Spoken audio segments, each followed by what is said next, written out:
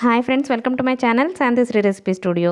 ఈ వీడియోలో నేను మీకు షేర్వా రెసిపీని చూపించబోతున్నానండి. ఇది మనకి వెజ్ బిర్యానీ, చపాతీ, పుల్కా, రోటీ ఏ రోటీస్లోకైనా కూడా చాలా బాగుంటుందండి. ఇంకా లేట్ చేయకుండా ప్రాసెస్లోకి వెళ్ళిపోదాం.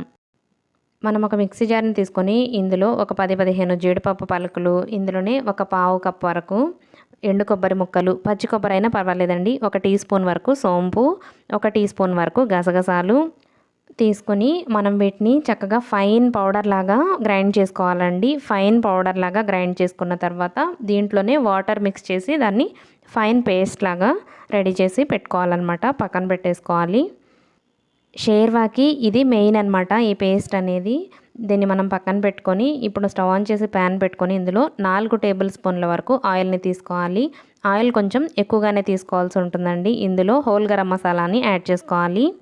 ఓ ఇంచు దాల్చిన చెక్క, 2 యాలకులు, కొద్దిగా జాపత్రి, ఒక స్టార్ అనాచి, కొంచెం షాజీరా, అలాగే 4 లవంగం మొగ్గలు, ఒక 2-3 మిరియాలు యాడ్ చేసుకోవాలండి. యాడ్ చేసుకొని జస్ట్ 1 నిమిషం పాటు లో ఫ్లేమ్లో కొంచెం ఫ్రై చేసుకోవాలి. తర్వాత ఇందులో ఒక 2 తరిగిన పచ్చిమిర్చిని యాడ్ చేయాలి. యాడ్ చేసి ఇలా వీడియోలో చూపించిన విధంగా కొంతసేపు ఫ్రై చేసుకోవాలన్నమాట.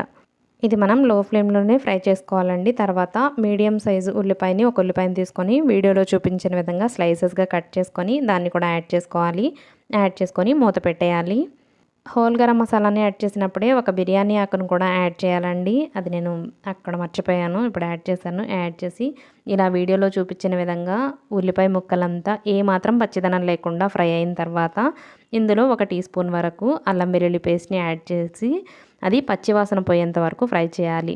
ఒక మీడియం సైజ్ బంగాళదుంపని తీసుకొని యాడ్ చేయాలండి. అల్లం వెల్లుల్లి పేస్ట్ పచ్చివాసన పోయిన తర్వాత యాడ్ చేయాలి. బంగాళదుంపని యాడ్ చేసి ఒకసారి మిక్స్ చేసుకోవాలి.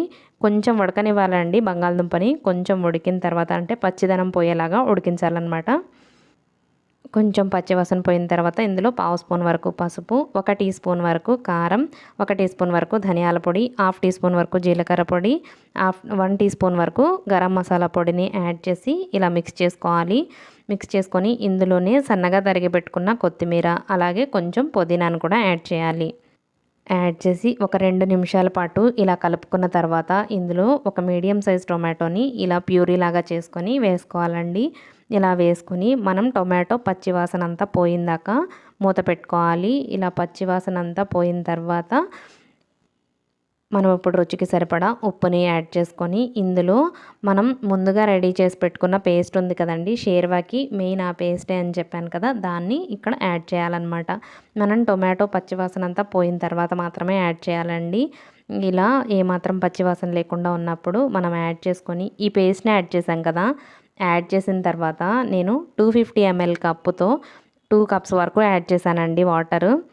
ఈ పేస్ట్ యాడ్ చేసిన తర్వాత ఒక 2 మినిట్స్ పాటు మగ్గనిచ్చి ఆ తర్వాత నేను 250 ml కప్పుతో 2 కప్స్ వరకు యాడ్ చేశాను వాటర్. మనకి షేర్వా కొంచెం పలచగానే ఉండాలి కదండి, అందుకని వాటర్ని యాడ్ చేసాము. ఇప్పుడు మనం ఒక 10 మినిట్స్ పాటు మీడియం ఫ్లేమ్లో షేర్వాని ఉడికించుకోవాలన్నమాట.